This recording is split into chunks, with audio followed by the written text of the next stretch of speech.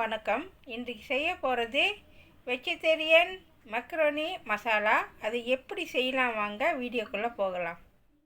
இன்றைக்கி நான் வெஜிடேரியன் மைக்ரோனி செய்ய போகிறேன். அது தேவையான பொருட்களை இப்போ நம்ம பார்க்கலாம். நான் மைக்ரோனி எடுத்துருக்கேன் 1 கப்பு. ஒரு பெரிய வெங்காயம் சின்ன சின்னதாக கட் பண்ணியிருக்கேன்.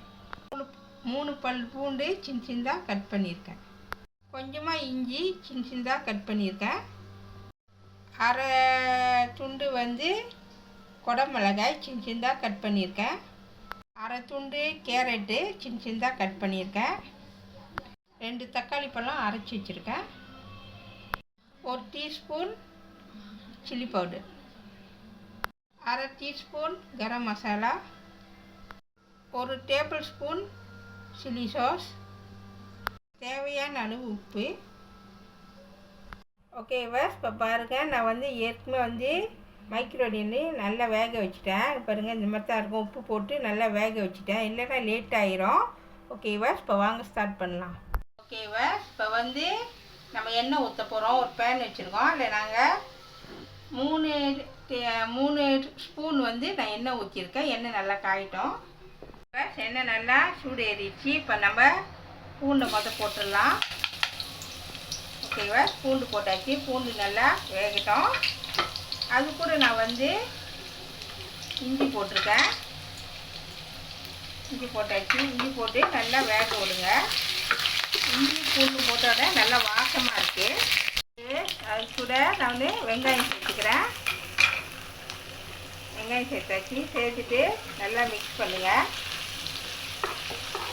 ஓகேவா, இப்போ வெந்துக்கிட்டு இருக்கு. இது கூட நான் குடமிளகா சேர்த்துக்கிறேன். பாதி குடமிளகா தான் நான் எடுத்துருக்கேன். அதில் உள்ள விதையெல்லாம் எடுத்துருங்க. எடுத்துட்டு இதை போட்டு நல்லா எண்ணெயில் கொஞ்சம் நல்லா வதங்கட்டும்.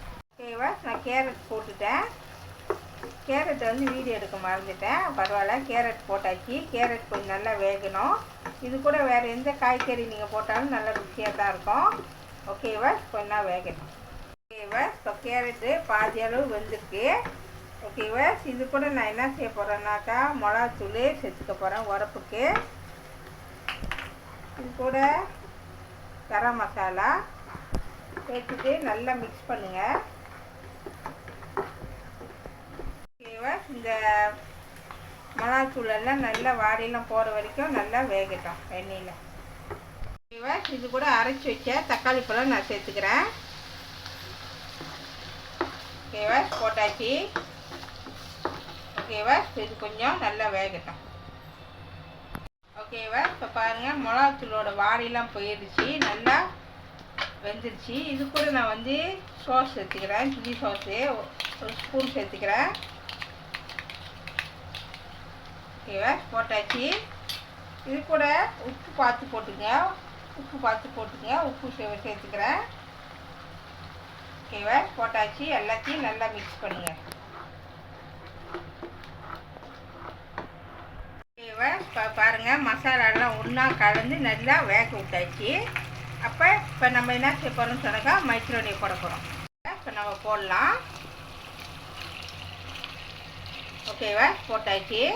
ஓகேவா, இப்போ பாருங்கள், நான் கொஞ்சம் கொஞ்சமாக போட்டுட்டு வந்துட்டேன். எல்லாத்தையும் போட்டாச்சு. ஓகேவா, போட்டாச்சு. இப்போ எல்லாத்தையும் போட்ட பிறகு இப்போ நம்ம எல்லாத்தையும் மிக்ஸ் பண்ண வேண்டியதான். அனல் குறைச்சி வச்சுக்கோங்க, இல்லைன்னா அது சுண்டிடும், எல்லாமே சுண்டிடும். அப்புறம் சாஸ் பத்தாமல் போயிடும். ஓகேவா, நல்லா மிக்ஸ் பண்ணிட்டு வாங்க. இப்போ பாருங்கள், மசாலாலாம் இந்த மைக்ரோனில் நல்லா இறங்கிருச்சு. இன்னும் ஒரு 2 நிமிஷம் நல்லா வேக விட்டுட்டு அதுக்கப்புறம் நம்ம அடுப்பை வச்சிடலாம். ஓகேவா, வெஜிடேரியன் மக்ரோனி மசாலா ரெடி ஆயிடுச்சு. உங்களுக்கு நீங்களும் கண்டிப்பாக வீட்டில் ட்ரை பண்ணி பாருங்கள். உங்களுக்கு பிடிச்சிருந்துச்சின்னா எனக்கு காமெண்ட் பண்ணி எனக்கு சொல்லுங்கள். ஓகேவா, இப்போ ரெடி ஆயிடுச்சு. அடுப்பை வச்சிடலாம். வெஜிடேரியன் மக்ரோனி மசாலா ரெடி ஆயிடுச்சு. இதை கண்டிப்பாக வீட்டில் செஞ்சு பாருங்கள். இந்த வீடியோ பிடிச்சிச்சின்னா மறக்காமல் லைக் பண்ணுங்கள், ஷேர் பண்ணுங்கள், சப்ஸ்கிரைப் பண்ணுங்கள். பக்கத்தில் உள்ள பெல்லை கிளிக் பண்ணுங்கள்.